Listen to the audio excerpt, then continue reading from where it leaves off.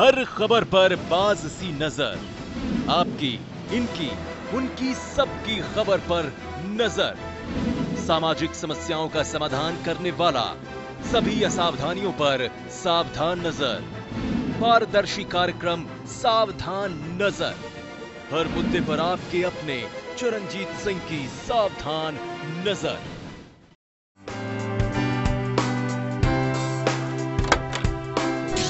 खूबसूरती और प्राकृतिक सौंदर्य का संगम, वर्धा एनक्लेव, जिंदल नगर, NH24। 1 BHK, 2 BHK, luxury comfort के साथ आपके सपनों का आरामदायक घर आपके बजट में। आपका घर आपकी मुट्ठी में।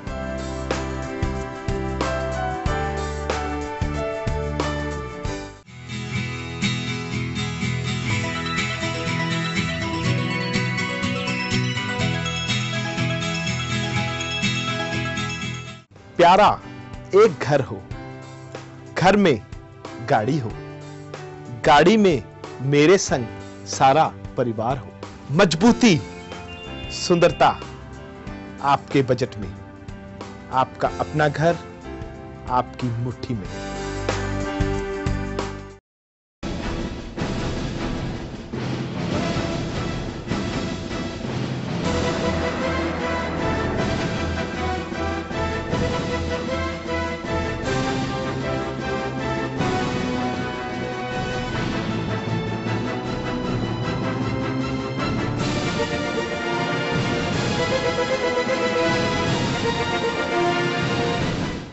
दोस्तों, सावधान नजर कार्यक्रम में आज हमारे साथ श्री परिवेश वर्मा जी, स्वर्गीय साहब सिंह वर्मा जी के सुपुत्र। क्योंकि आज स्वर्गीय साहब सिंह वर्मा जी का जन्मदिन भी है, तो हमारा ये नैतिक कर्तव्य बन जाता है कि हम उनको श्रद्धांजलि दें और कम से कम उनके जो बड़े सुपुत्र हैं प्रवेश जी, उनसे पता करें, उनसे पूछें कि आज का दिन उनको कैसा लगता है। तो प्रवेश वर्मा जी, सबसे पहले मैं धन्यवाद करता हूँ हमारे चैनल से बात करने के लिए। धन्यवाद। आज के दिन आप किस प्रकार महसूस कर रहे हैं? आज वैसे तो अगर मैं 5 साल पहले की बात करूं तो आज के दिन हजारों कार्यकर्ता घर पर आया करते थे। पिताजी को अपना जन्मदिन मनाना कोई शौक़ नहीं था मनाने का, मगर कार्यकर्ताओं को बहुत शौक़ था। तो कार्यकर्ता घर पे भी आते थे, मिठाइयाँ भी लाते थे, फूल माला भी पहनाते थे और अपना पगड़ी भी पहनाते थे और अपने अपने क्षेत्र में कार्यक्रम भी करते थे। कोई भंडारा करता था, कोई जनसभा करता था, कोई ब्लड डोनेशन कैंप लगाता था, कोई कंबल वितरण करता था। तो ऐसे अनेकों कार्यक्रम भी होते थे। तो हम बिल्कुल ही निश्चित रूप से आज हम उन्हें याद करते हैं, उनको हम मिस करते हैं, उनकी बातों को याद करते हैं। वो जो हमें बातें सिखा के गए, बहुत सारे ऐसे उदाहरण हैं, बहुत सारे ऐसे संस्मरण हैं। जब भी हम अपने रोज़मर्रा की ज़िंदगी में जब भी वो काम करते हैं तो उनकी याद आती है और वो हमेशा आती रहेगी। तो हम बहुत ही अपना शालीनता से हमने उनका जन्म दिवस मनाया। समाधि स्थल पर हमने हवन किया और हमने वहाँ पे प्रार्थना सभा रखी। वहाँ अब जो लोग घर पर आया करते थे, अब वो सारे लोग अपना समाधि स्थल पर जाते हैं और वहाँ पर हम अपना जन्म दिवस को बहुत ही शालीनता से मनाते हैं। प्रवेश जी, बचपन से लेकर अभी तक की बहुत सारी यादें आपके दिमाग में, आपके जहन में होंगी जी। कुछ ऐसी बातें बताएं, जैसे आज की यंग जनरेशन है वो भटकाव की तरफ चलती चली जा रही है, लेकिन साहब सिंह वर्मा जी जो बातें आपको कहा करते थे, कुछ बातें हमारे दर्शकों को, हमारे यंग जनरेशन को बताएं। मेरे पिताजी डॉक्टर साहब सिंह वर्मा जी हमेशा हेल्थ के ऊपर में बड़ा जोर देते थे। वो हमेशा मुझे अपना सुबह उठाया करते थे कि भैया जल्दी उठो और अपना सैर करने के लिए जाओ, योगा किया करो, कोई अपना स्पोर्ट्स एक्टिविटी किया करो। तो वो ना केवल मुझे बल्कि उनके सामने जो भी नौजवान आता था, यूथ आता था, जवान बच्चा आता था, तो वो उसको भी वही सारी बातें बोला करते थे जो वो मेरे को बोला करते थे कि सुबह उठना चाहिए, 6 बजे तक उठ जाना चाहिए, फिर उसके बाद में पार्क में जाना चाहिए, फिर पार्क में अपना दौड़ लगानी चाहिए, कोई स्पोर्ट्स खेलना चाहिए, फिर अपना योगा करनी चाहिए, फिर अपना मेडिटेशन करना चाहिए, अपने बुजुर्गों का आदर सम्मान करना चाहिए, माता पिता के पैर छूने चाहिए, फिर अपना हवन करना चाहिए, ये सारी बातें वो अपना बताया करते थे। और वो अपना एजुकेशन पे बहुत जोर दिया करते थे, क्योंकि वो खुद एक शिक्षा जगत से आते थे। वो अपना शहीद भगत सिंह कॉलेज में लाइब्रेरियन थे। वहाँ पर भी वो सभी बच्चों को यही शिक्षा देते थे कि लाइब्रेरियन के रूप में कि भाई अच्छी किताबें पढ़ा कीजिए, और एक किताब को 3 दिन में पढ़ा कीजिए, उसको वापस लेके आइए, फिर अपना नई किताब लेके जाइए, और अच्छी अच्छी किताबें लाइब्रेरी में अपना संग्रह हो। इसके लिए उन्होंने अब वो अपना राजनीतिक रूप से अपना बहुत सारे लोग, तो बहुत सारी दुनिया उनको राजनीतिक व्यक्ति के रूप में जानती थी, मगर राजनीतिक क्षेत्र से अलग होके उन्होंने अपनी 3 संस्थाएं खोल रखी थी, सामाजिक संस्थाएं खोल रखी थी। एक अपना राष्ट्रीय स्वाभिमान थी।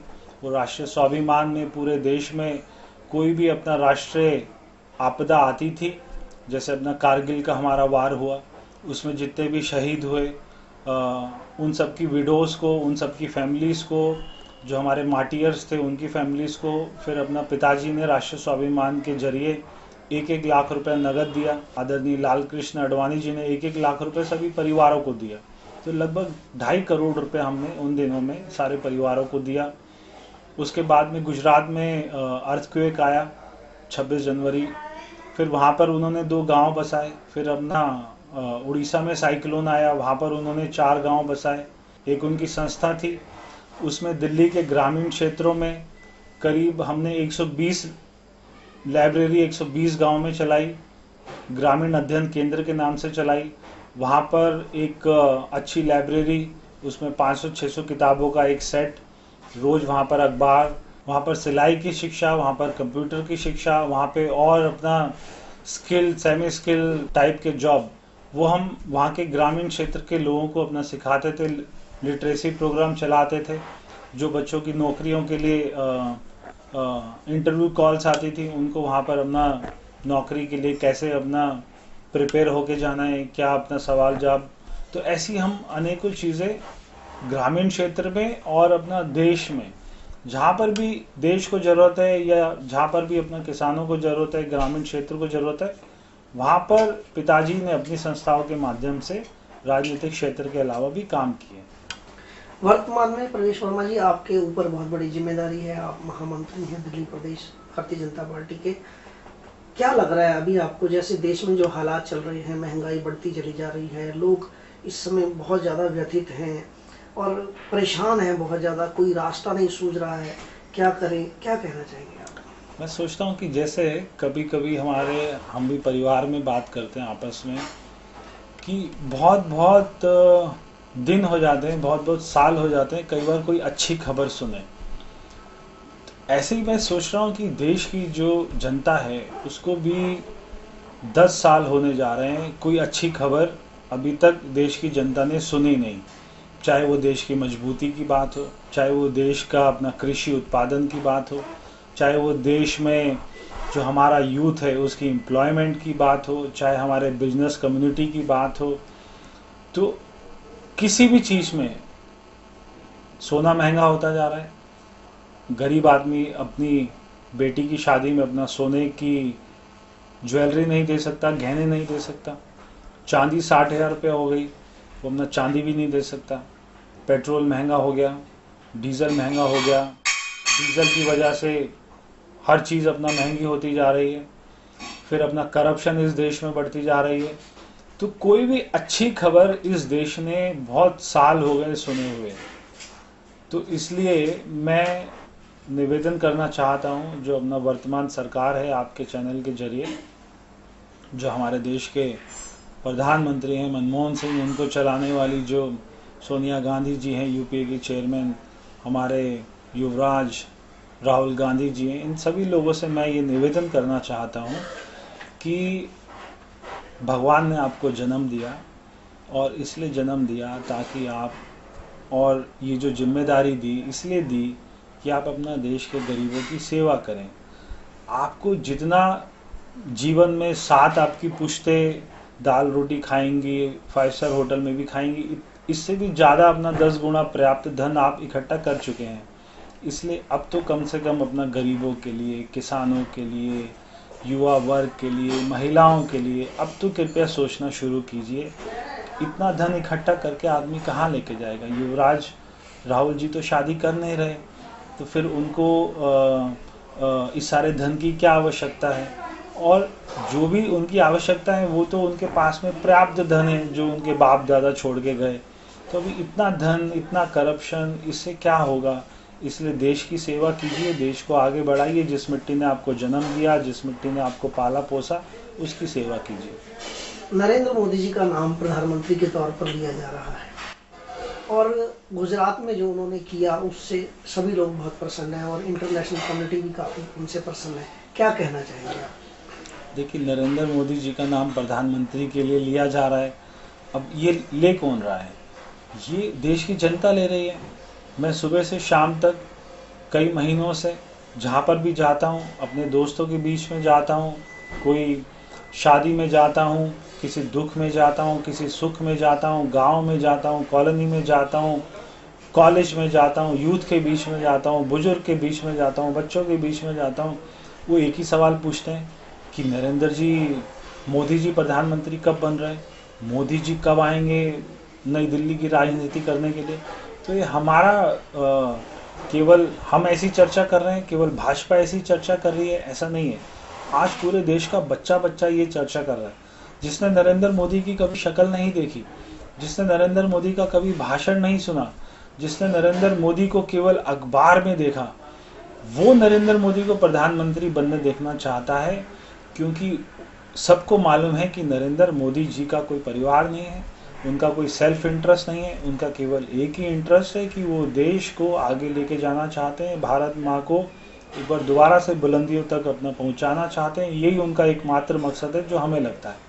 इसलिए पूरा देश चाहता है कि इस करप्शन से मुक्ति मिले, इस भ्रष्टाचार से, महंगाई से, अनएम्प्लॉयमेंट से, क्राइम से, इन सब से मुक्ति मिले, देश को कांग्रेस से मुक्ति मिले और एक अच्छी सरकार बने और एक मजबूत प्रधानमंत्री बने।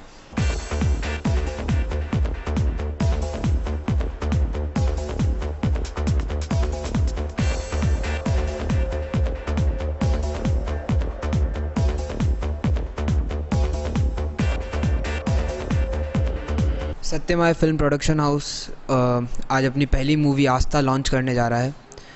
उसका प्रोमो आज दिल्ली में है और जैसे कि हमारे producer sir Shri Ramakant Tiwari ji, assistant director Rahul Patidar, Manmohan Sharma ji हमारे मीडिया पार्टनर अनुराधा प्रकाशन से, और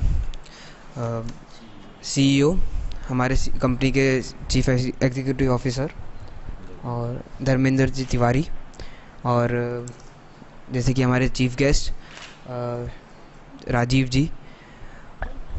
आज हम आस्था को प्रमोट करने और कह सकते हैं कि आस्था जो है उस शब्द को लेकर हम इस देश के अंदर आए हैं अंधविश्वास को मिटाने के लिए। समाज में आस्था एक समाज का झूठा सच बन चुका है। लोग ये नहीं जानना चाहते कि सच क्या है, सिर्फ आस्था लगाए बैठे हैं। ये नहीं पता उन्हें कि आस्था सच है या गलत है, क्योंकि वो जानना ही नहीं चाहते आस्था के बारे में।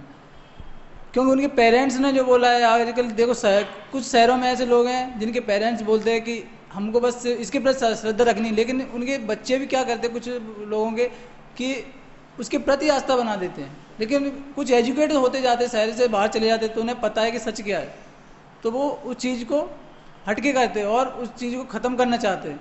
तो हमारी सत्यमाया फिल्म प्रोडक्शन हाउस ने, जैसे कि हमारी टीम इतनी स्ट्रॉन्ग है कि हमने पहले डिसाइड किया था कि अगर हम कंपनी रजिस्टर कर रहे हैं तो उसके लिए पहले हम एक ऐसा कुछ बनाए जो समाज में सोशल के लिए कुछ हम करें। तो हम सोचते हैं कि जिन शहरों में ये चीज़ अभी भी अंधविश्वास है तो वो दूर हो जाए और लोगों में अंधविश्वास की क्षमता कम हो और विज्ञान की क्षमता ज़्यादा बढ़े। आज के इस दौर में जब 21वीं सदी में हम लोग बड़ी तेज़ी से आगे बढ़ रहे हैं कि लोग चांद पर पहुंच गए, मंगल ग्रह पर पहुंच गए, इन्वेंशन बाईपास सर्जरी जो कि एक बहुत बड़ी देन है हमारी साइंस की, तो आस्था जो है लोगों की अभी भी झाड़ फूक पर है। और ये चीज़ें बड़ी अजीब लगती हैं। इसके पीछे एक बहुत बड़ा कारण ये भी है कि शिक्षा नहीं है जहाँ। अच्छा, कभी कभी हम उन लोगों को भी देखते हैं जो शिक्षित है और इन चीज़ों को मानते हैं। छोटी छोटी बातें, बचपन में बिल्ली रास्ता काट गई, जाना नहीं है, किसी ने छींक दिया, जाना नहीं, ये बड़ी जो है छोटी छोटी बातें हैं।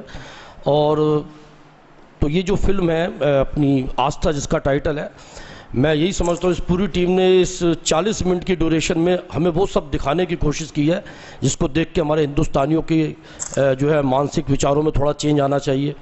हम बड़े बड़े चैनलों पे देखते हैं, मैंने अभी पिछले दिनों चैनलों पर देखा कि गर्म सरिये लगा रहे हैं वो रोग ठीक करने के लिए। देखिए कितनी मतलब ये अजीबोगरीब बात है। 21वीं सदी में हम लोग आगे बढ़ रहे हैं और ये गर्म सरिये लगाए जा रहे हैं। किसी बच्चे को उल्टा लटकाया हुआ है, किसी बच्चे को पीटा जा रहा है। भाई ये क्या हो रहा है कि बच्चा स्वस्थ हो रहा है? तो ये बड़ी मतलब छोटी थिंकिंग है ये, और हमें इस सोच से उभरना पड़ेगा। और ढेरों मुबारकबाद देना चाहूँगा आस्था टीम को कि उन्होंने इसके लिए प्रयास किया। बेसिकली हमारा मूवी में जो मेन शो है कि चिल्ड्रंस बेस्ड मूवी है, चिल्ड्रंस भी है इसमें, और दो बेस्ट फ्रेंड हैं चिल्ड्रंस, उनके मजाक खेल मस्ती में कुछ ऐसा इंसिडेंट क्रिएट होता है, ऐसा माहौल क्रिएट होता है कि पूरा गांव अंधविश्वास में ढक जाता है। और इन सब के बीच में सडनली वो दोनों बच्चे बाहर चले जाते हैं गांव से।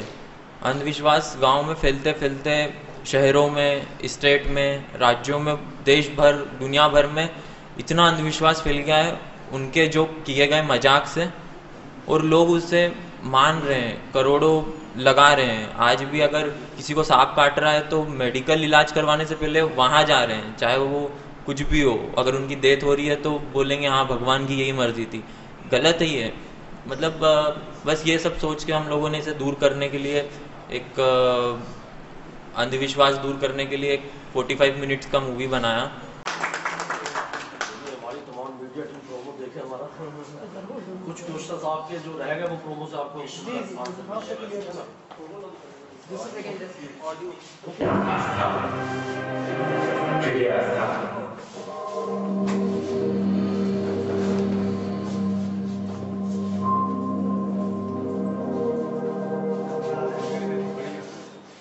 विश्वास और अंधविश्वास की जंग ठहर जाती है आस्था, फिर ये आस्था किसी का भी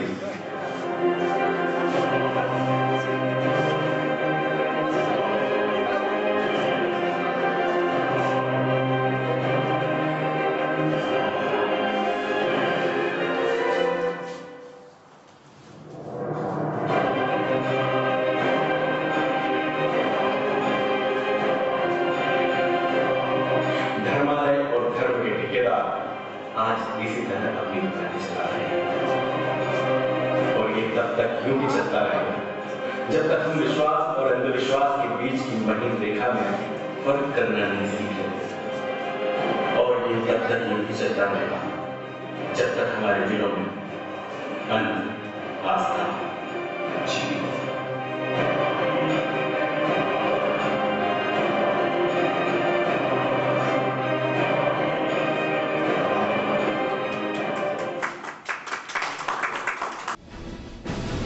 हर खबर पर बाज सी नजर, आपकी, इनकी, उनकी, सबकी खबर पर नजर।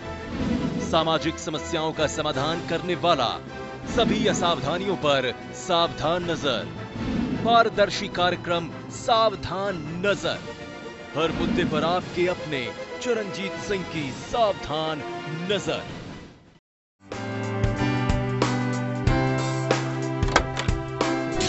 खूबसूरती और प्राकृतिक सौंदर्य का संगम, वर्धा एन्क्लेव जिंदल नगर NH24। 1 BHK 2 BHK luxury comfort के साथ आपके सपनों का आरामदायक घर आपके बजट में, आपका घर आपकी मुट्ठी में।